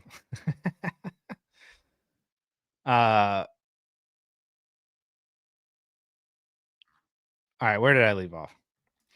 Chris, Flex, Hollywood, Jennings, Worthy if he plays, or Henderson. Oh, I would play Jennings. I don't think you can play Henderson right now, even though I think he could be a decent start against the Steelers defense. I don't want to play Hollywood. Don't want to play Worthy, especially if both those guys play. I don't want to play either one of them. So I played Juwan Jennings. Juwan Jennings was actually in my sneaky start video with Paulson for this week. So I would play Juwan Jennings. Would you start Dobbins, Keenan, Purcell, or Travion this week? I think you have to play Keenan Allen. Until something changes, Keenan has just been phenomenal. So this is a fantastic question, of which I've kind of thrown Travion out of this conversation. So it's between Dobbins, Keenan, Purcell. I think I would take Keenan over Purcell. So then between Keenan and Dobbins, I would just take Keenan Allen. So yeah, I think you just got to keep playing Keenan, man. He's been fantastic. Lost JJ and Burrow, lost out on Daniel Jones on waivers, sleeper quarterback pick for the next couple of months, Dynasty League 1 quarterback. Well, it would be Jake Browning. Carson Wentz. Carson Wentz would be my answer. Yeah. Like I mentioned that Carson Wentz was in my ad video, like leading into the season. Like add these guys before week 1. He was in that video not because of I was like, oh, JJ McCarthy's gonna get hurt. But if he did get hurt, I think Carson Wentz is the type of quarterback that Kevin O'Connell can trust to throw. He's had success before. And obviously an MVP candidate. Big reason why the Eagles won the Super Bowl in 2017 to even get them into the playoffs, that then Nick Foles took the torch and ran with it. But a former amazing player that I think can have success in the Kevin O'Connell system. So, uh-oh. Sorry, my wife is texting me that I might need to watch Oliver in 25 minutes.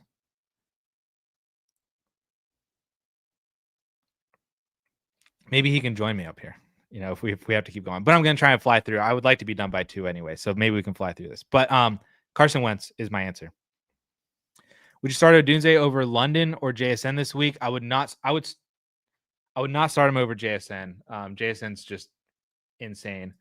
I would be tempted by an Odunze over London. Odunze is at wide receiver 13 in Paulson's rankings over London at 11, but they're separated by half a fantasy point. Odunze's got the Dallas matchup. I love that a lot. I think I would play Odunze over London. Okay, I do need to watch all over it too. So I got 20-ish minutes left. So let's fly through these. I would start Odunze over London, not over Jason. It's definitely worth keeping Kraft. He's the dynasty tight end 4, and I would keep him. If he's out for just this week, then that's gonna be totally fine. I do believe that Metcalf can smash still. I mean, who else is Aaron Rodgers going to throw to? I think he's seen they've had weird matchups. Like week 1, he kind of got sauced.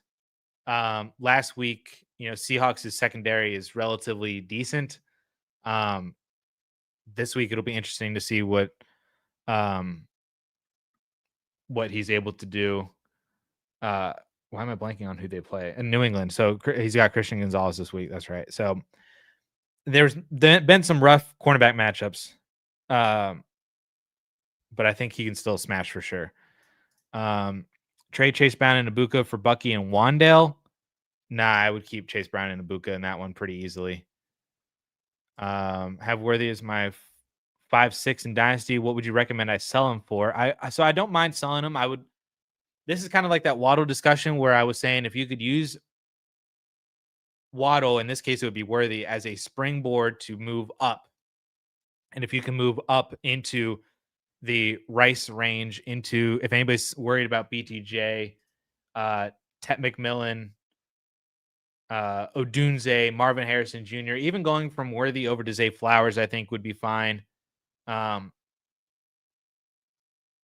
McConkey, anybody like that, I think would be, what does it take to get up into those guys? Is it just a second round pick? Is it Worthy in a first? Does that get you up more to Tet McMillan? I'd probably be willing to pay that. So I think Tet McMillan is going to be phenomenal.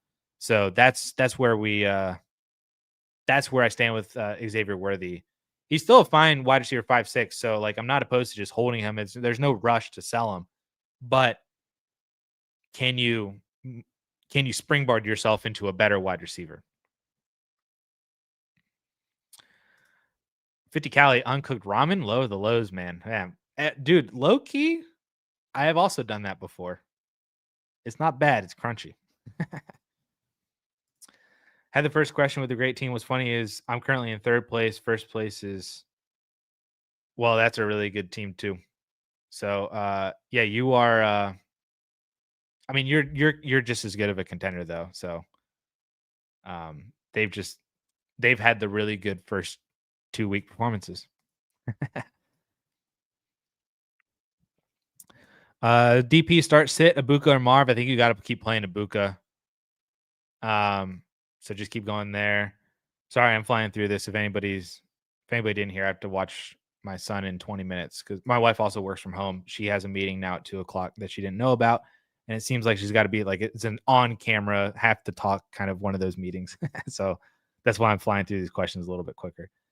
Sit 1. Oh no. I will ask John Paulson. So I know he's not sitting Jordan Mason. Chase Brown is right behind Jordan Mason, so he's not doing that. Kamara is at 15. Genty's at 18. Kyron's at 23. So he would say to sit Kyron. That's what Paulson would say. And again, I don't disagree with it. Against the Eagles defense in Philly. Yeah, I think I lean towards sitting Kyron as well. My other option, I think my second option would be sitting Genty. Which if you remove Kyron from this equation, it would just sit one of the other 4. I would sit Genty, and that's what Paulson would say too. Just because Gentry's upside seems a little iffy right now. But of this group, I think I would still play Gentry over Kyron. I think I just answered this. I would play Dunze over London, but not Jason. Jameson Williams in early second. Or this is Jameson Williams in a second. I don't view much of a difference between JMO and Olave to where if whatever side the second was on, that's the side I was picking. Low key, that early second might be the best asset of this whole entire group. I would not rule that out. Are you waiting to return? Sitting on the 102. Are you moving that for an asset? And if so, who are you targeting? I would not.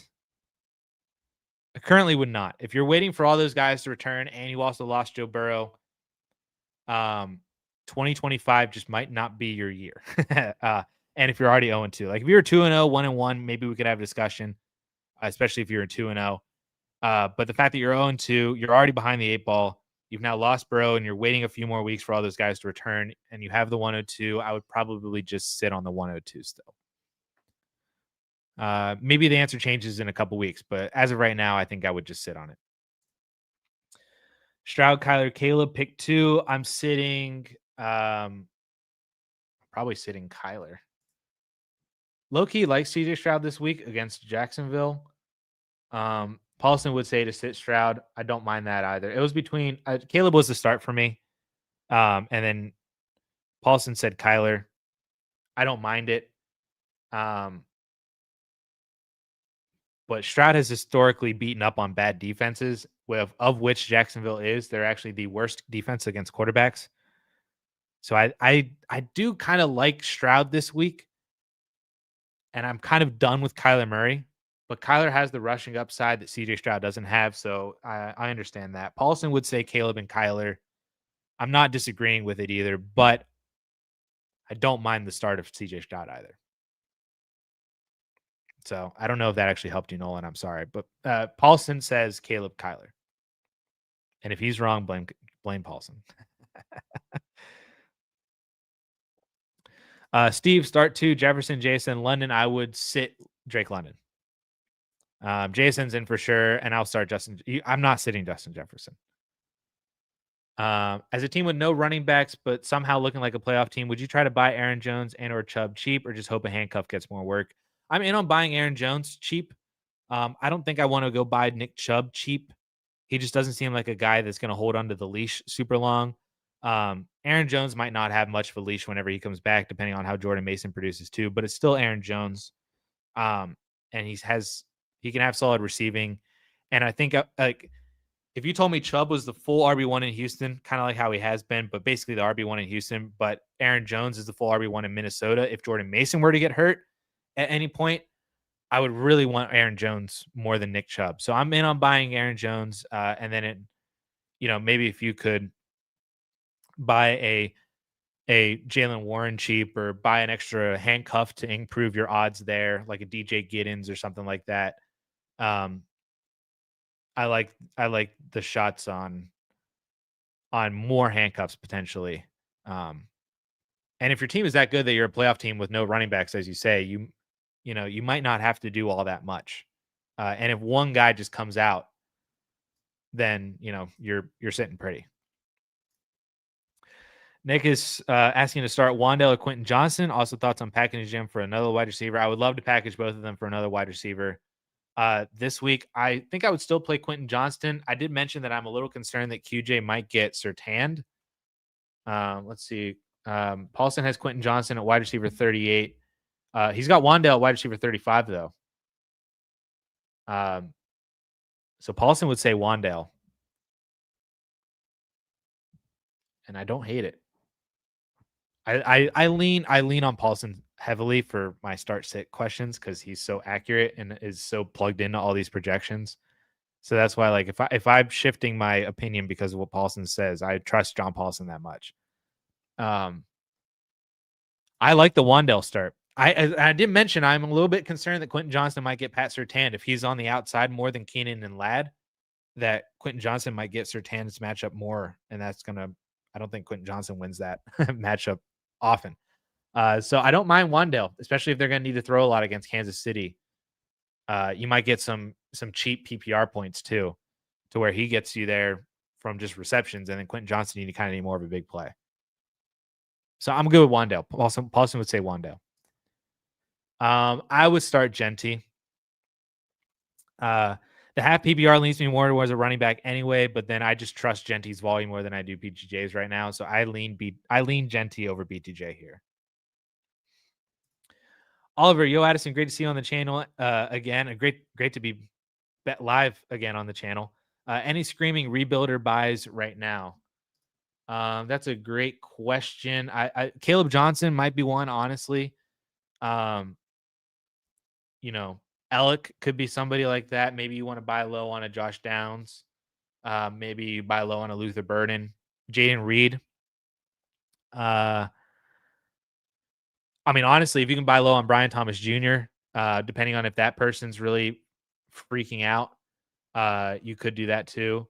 I like the buy lows on like Jatavion Sanders. I like to buy low on maybe Colson Loveland if that person's freaking out.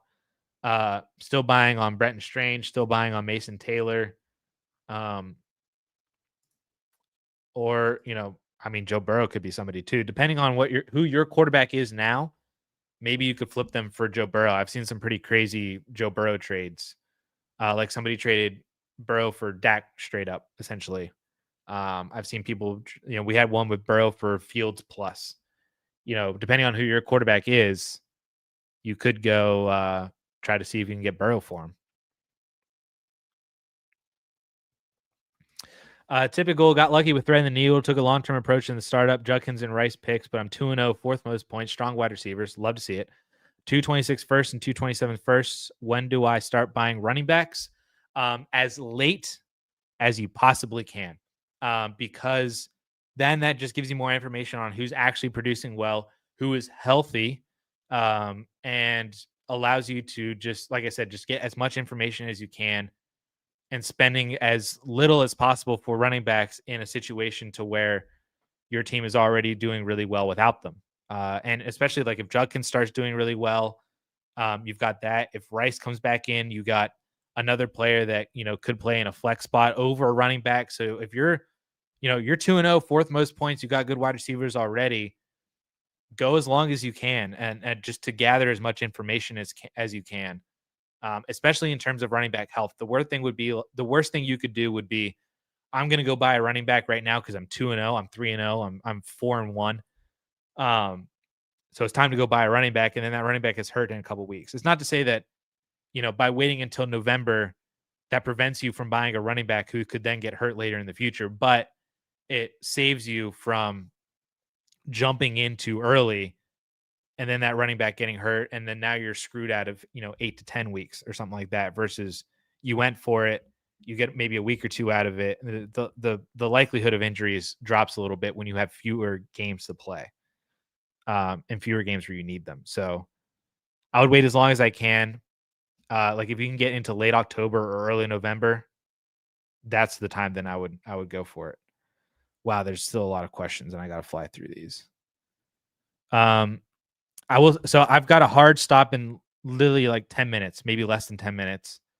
So I will say for anybody else out there asking any questions about more theory things, what do I do with this team? What are we doing with this player? Blah, blah, blah. I think from here on out, I'm just going to answer really short start-sit questions for the next 7 or 8 minutes. And then I'm going to end the stream short, unfortunately, because I got to go watch my son. Because my wife has another meeting because she works from home too.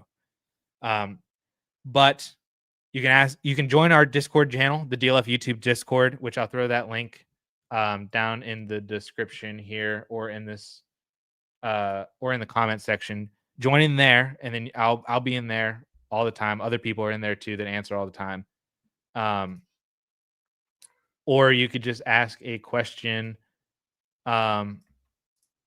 in the comment section after this video is done. So the Discord link is now in there, and then it is also in the comment section now too. So you can join there. So I'm going to answer super quick start-sit questions for the next few minutes. Any other bigger questions or theory questions, you can go to the Discord or ask me in the comment section after the fact. So I apologize that I'm ending this without answering everybody, but I kind of need to.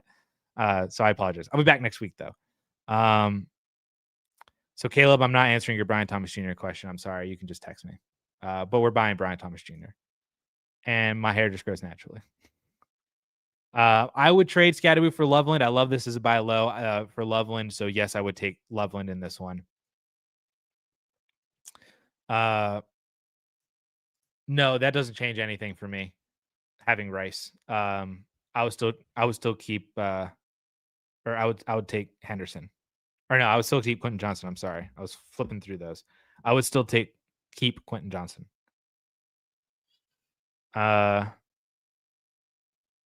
Sorry, Evan, I gotta skip over your stuff. For rookie class. Should I start Caleb or Goff this week? Man, what a question. I like Goff. I think I'm starting Goff. Paulson would say Caleb Williams, but and they're separated by 2.5 fantasy points. But I like Goff a lot against Baltimore, high scoring game. Caleb's got the rushing upside, but I lean Goff on this one. And that game could literally be like 40-40. So I think I would play Jared Goff, but I don't blame you if you're playing Caleb Williams. Paulson also says Caleb Williams. I would really prefer to keep Lamar Jackson here. I love the theory behind this to get Drake May and Tedra McMillan, but I just don't know if Drake May is there yet to then move off of Lamar Jackson. Having Lamar on a dynasty and fantasy team, dude, is otherworldly. It is so much fun. So I think I'm keeping Lamar even with the rebuilding aspect of it. And I love buying Tedra McMillan. I love buying Drake May, but I think I keep Lamar here. It's close though. I would like to not fire up Luke Musgrave. I think you can, especially with some of the other options at tight end are super uninspiring right now. I would love to not though, if possible. Like I don't think Musgrave just goes right into the Tucker Craft role. He might. And if you want to take that chance, I'm not opposed to it, but I am curious on what other tight end options you would have. Brennan, I'm sorry, I gotta skip your question for now. For the sake of time. Tracks, are we starting Browning, Rodgers, or Stafford? I would start Browning out of this group. Paulson also agrees with me. Stafford and Rodgers are a few fantasy points projected behind Browning. So Paulson and I would both say start Jake Browning. I would start Jordan Mason in the flex. The half PPR leans me more towards the running back too. And I think Mason is just going to have way more volume. So I'm leaning towards the volume and the half PPR scoring format. Give me Jordan Mason here. Boy, what a question. Would I trade James Cook in a mid to late second for Nico Collins? I think I would. But man, that is tough. It's just the wide receiver person in me wants Nico Collins here for the stability that he offers. And if I think you could find other running backs that aren't going to replace James Cook's production, but I think it's easier to find running backs who can replace Cook's production than it is wide receivers to replace Nico's production. And you're not adding all that much to James Cook. I think I would take Nico Collins in this, but man, this is so close. I don't fault you for keeping Cook at all. Sit two between AJ Brown, ETN, Javonte, Brees, K9, London. I would sit AJ Brown because I think you have to, and I would sit Brees Hall because I don't think I want him with Tyrod Taylor. So play ETN and Javonte. You play for sure. Kenneth Walker without Charbonnet looks good, and I'll play Drake London over the other two. Jags or Chiefs defense. I'll play the Chiefs defense against the Giants. That one feels pretty easy to me. Currently 0-2. Do I trade London and Hampton for Kamara, Evans, and Jennings? Wow. No. If this is redraft, I'd do this. In redraft, I would make this deal. Dynasty, definitely not. So, but redraft, yes, I think I would. I would take Kamara, Evans, Jennings. Pick 2. Is that AJ or Chase Brown? I'm sorry. They're close enough to where I'm not sure. Higgins, Wandell, Metcalf. I think I would play Metcalf, and if that's Chase Brown, I'll play Chase Brown. If it's AJ Brown, I'll still play AJ Brown. I'll play Brown and Metcalf, whether that's AJ or Chase Brown. Scatterboo or Judkins, I'll play Judkins. And would you start either over Mariota? No, I'll play Mariota over both of them for this week. Jacoby Myers. uh,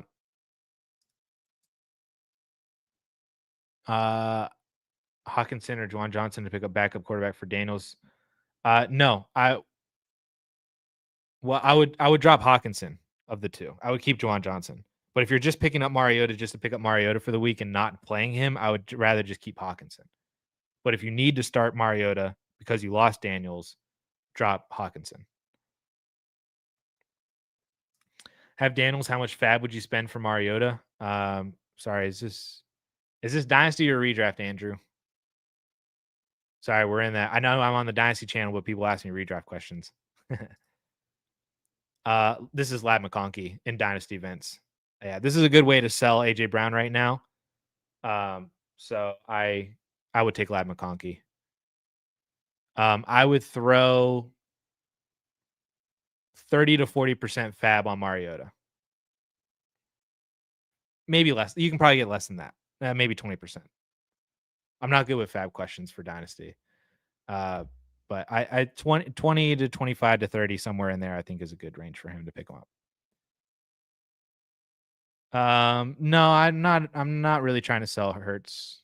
Sorry, I'm running through these questions really quickly. My wife just texted me again saying that I need to get off. Jefferson. This is Jefferson's side. And I would start Brees Hall. Boom. Sorry, I really flew through those questions at the end. Yes, I would take Jackson Smith and Jigba pretty easily here. I had to fight through those questions at the end because my wife has a meeting in 2 minutes and I got to watch the kid. Because he's going to break something if I don't. So I'm sorry for everybody if I did not answer your questions. As I mentioned, please join the Discord if you want to ask questions all the time. Me and a bunch of other people will answer questions all in there pretty much any time of the day. If you still want to ask a question though and want it answered, you can ask it in the comment section of this video after I end the stream, as if it were just a normal YouTube comment. Like I said, I apologize. I was a little bit quick at the end there, but I have a hard stop right now. And I will be back next week in week 4. So I appreciate all the support and everybody, and I will see you guys next weekend. Hope you guys have a great rest of your Friday. Great weekend. Win or lose all your games, depending on what you want to happen, if you're rebuilding or competing or not. And we'll catch you guys next week. Peace.